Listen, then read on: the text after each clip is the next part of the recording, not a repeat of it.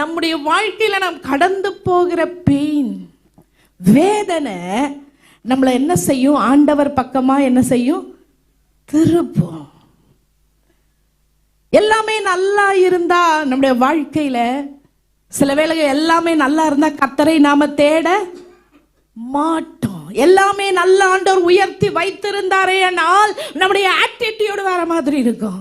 எல்லாமே நம்முடைய வாழ்க்கையில நிறைவா இருந்தா நம்முடைய பிஹேவியர் வேற மாதிரி இருக்கும். எல்லாமே நம்முடைய வாழ்க்கையில எல்லாமே ஒண்ணுமே குறைவில்லாம இருந்ததுன்னா நாம் இப்படி இருக்கிறது போல நாம் என்ன செய்ய மாட்டோம்.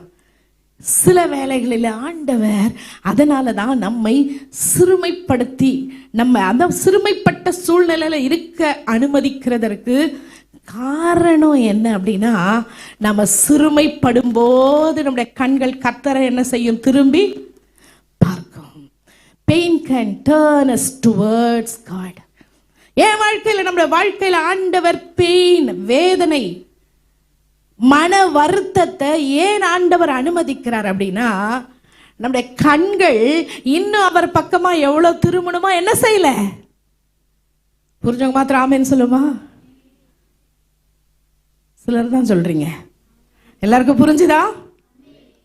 சில வேளைகளை கர்த்தர் ஏன் நம்முடைய வாழ்க்கையில நமக்கு பிடிக்காத காரியத்தை அனுமதிக்கிறாரு?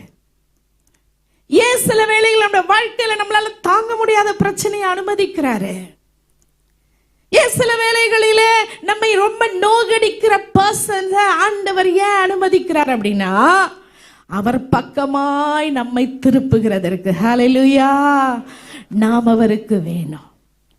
எப்படி நம்மளை அவர் பக்கம் திருப்பணுமோ அப்படி அவர் திருப்ப அவர் நம்முடைய நல்ல தகப்பனாக இருக்கிறார். ஏன்னா நம்மை அவர் அதிகமாய் நேசிக்கிற தேவனாக இருக்கிறார். ஹல்லேலூயா.